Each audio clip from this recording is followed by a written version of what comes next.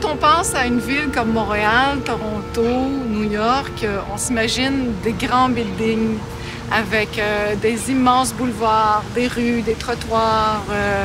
Tout est moderne, la lumière. Mais quand on s'intéresse à l'eau et qu'on voit comment l'eau circule dans tout ça et qu'on ajoute les changements climatiques avec des événements de pluie intense, des tempêtes, etc., on s'aperçoit qu'on a des problèmes avec l'eau.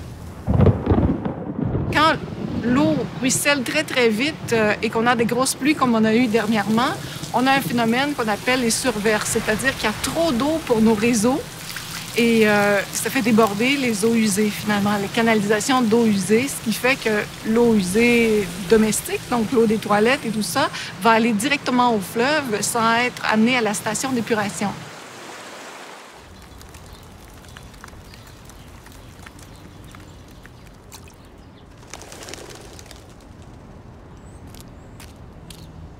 On est dans une ruelle de Montréal, près du Carré Saint-Louis.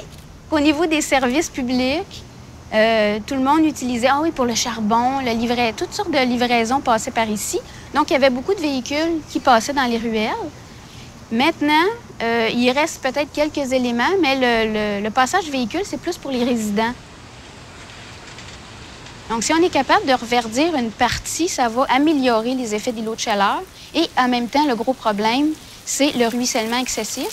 Les ruelles sont majoritairement faites en asphalte, donc l'eau se rend directement aux égouts de la ville. Donc, si on est capable de capter l'eau de pluie le plus vite possible dans les ruelles, bien, ça améliore ces deux éléments-là.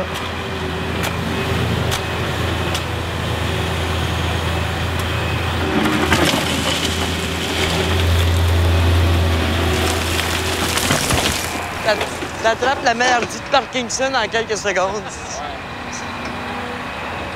Alors, les personnes qui vivent ici vont nous aider. Premièrement, ce sont elles qui nous ont approchés pour modifier, pour changer leur milieu de vie, pour avoir une meilleure qualité de vie. C'est un projet citoyen. Donc, c'est les citoyens qui décident, oui, moi, j'aimerais avoir un sentier, peut-être des pierres, des grands arbres.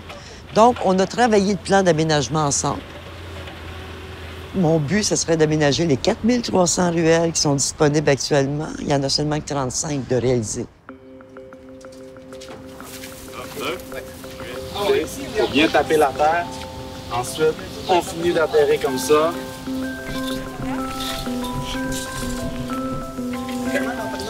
Joanna.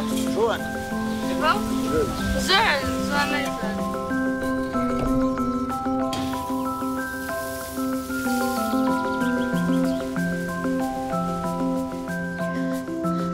On est rendu dans une autre ruelle, la ruelle champêtre.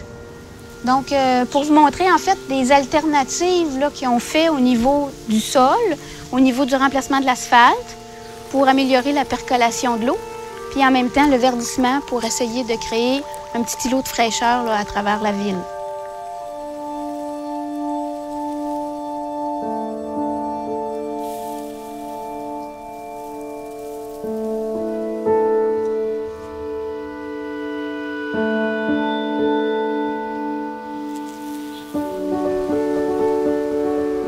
Au niveau du potentiel, il est assez énorme. On a juste à penser au nombre de kilomètres carrés que ça peut représenter, les surfaces de ruelles en ville. Donc, si on compte une rue, une ruelle, il y en a autant que des rues.